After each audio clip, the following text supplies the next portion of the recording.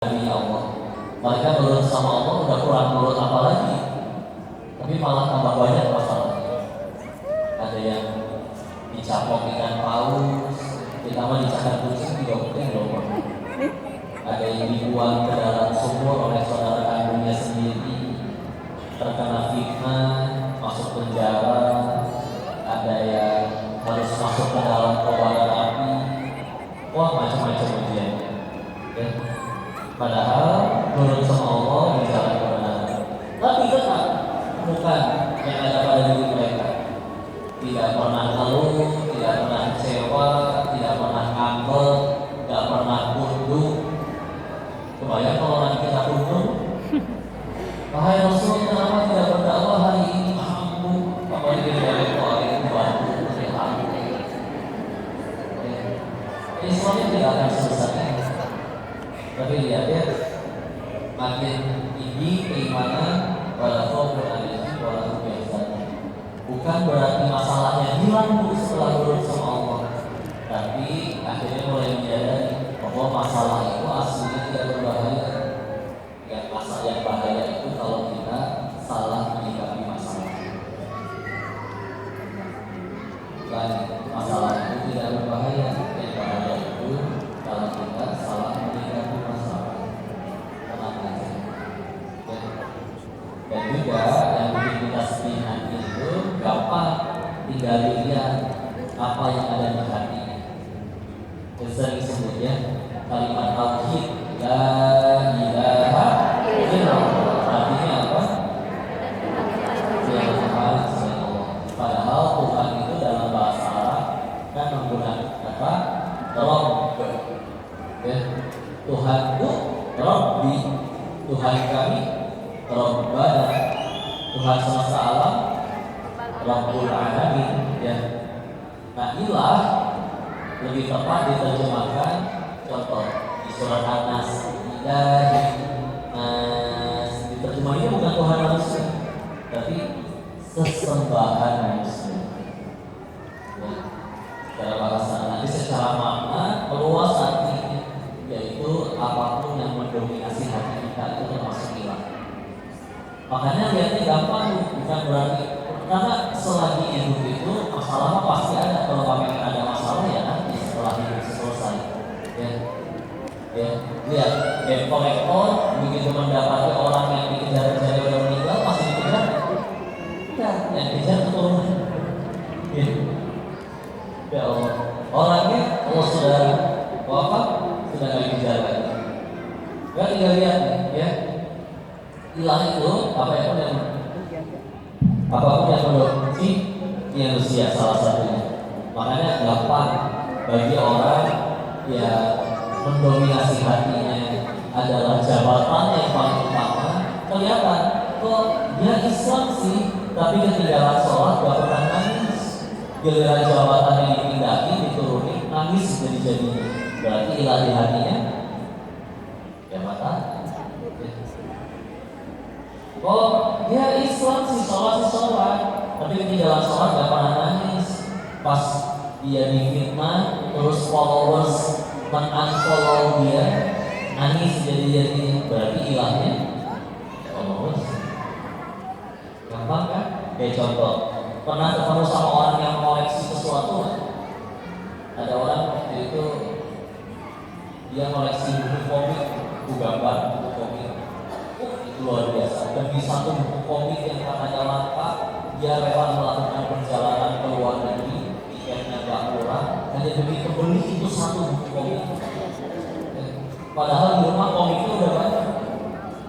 Bagi kita yang gak koleksi komik, sama aja, sama-sama buku bergambar. Ya. Tapi bagi dia, oh enggak, ini beda, serialnya beda.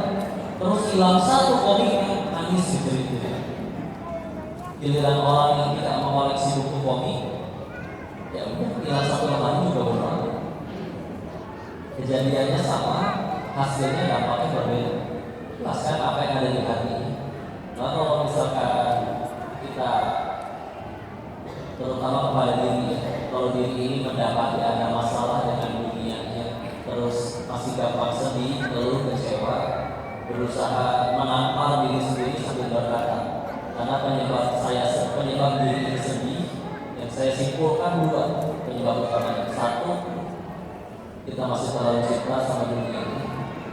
Dua, mungkin saya belum pengen surga. Karena benar, dunia bukan berarti nggak boleh punya, ya. Silakan miliki. Tapi kita masih ingat bahwa semuanya masih berupa ujian. Ulangi. Ujian. Ya, contoh. Ya, ingat dengan ucapan seperti tadi bukan berarti kode ini semua orang kaya, kode ini semua orang viral, kode ini semua orang punya jabatan. Ya. Silakan semuanya boleh. Tapi ingat semuanya ujian. Kapan jadi nikmat? Kalau bisa jadi jalan, tambah ikut sama Allah. Tes latihan. Ibu tahu-tahu di WA sama Pak suami. Istri maksudnya. Kan panggilan saya Yesus suami. Bukan itu. Yami gitu ya. Uang belanja kayak tambahin ya 15 juta. 15 juta per minggu. Gampang kan yang ibu-ibu isi khayalannya oleh Bapak. 15 juta per minggu. Bu, naik uang belanja nikmat bukan? Bukan, baru dibilangkan ujian. Kapan bisa jadi nikmat? Kalau bisa kita gunakan jadi jalan tambah dekat sama Allah. Ya, bukan takut, jangan dicatat ya. Kalau bisa jadi jalan tambah dekat sama Allah. Ya, karena kalau uangnya tambah banyak tapi dipakai maksiat, masa jadi nikmat? Coba, ada orang pengen maksiat nggak punya duit bisa nggak jadi maksiatnya? Gara-gara punya duit dia maksiat berarti musibah dong. Kan kita tahu setiap kemaksiatan kita, apalagi kalau tidak diobati ada ganjarannya. Ya, maka silakan. Jadi pemimpin, suami di bos, di WA sama bosnya. Wahai itu, pokoknya dikasih tahu ya. Puitis banget berarti bosnya. Wahai karyawan. Pak, Bapak saya angkat mulai pekan depan menjadi kepala cabang. Naik jabatannya, jabatan dinaikkan, tentu gaji pun akan dinaikkan. Ya. Naik jabatan nikmat bukan? Ujian.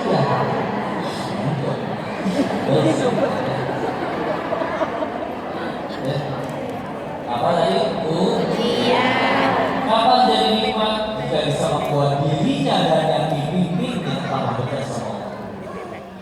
Ya. Sejak dia jadi pemimpin, dia menerapkan peraturan.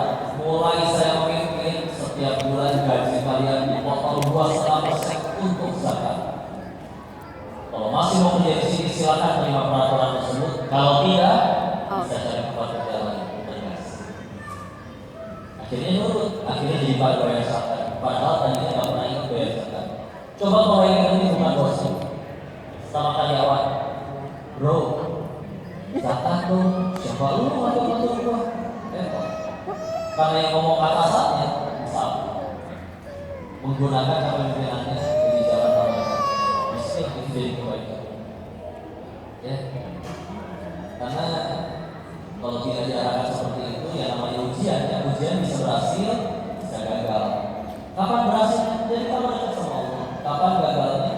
Kalau tambah jauh sama Allah. Meskipun hawa nafsu kita suka. Pemuda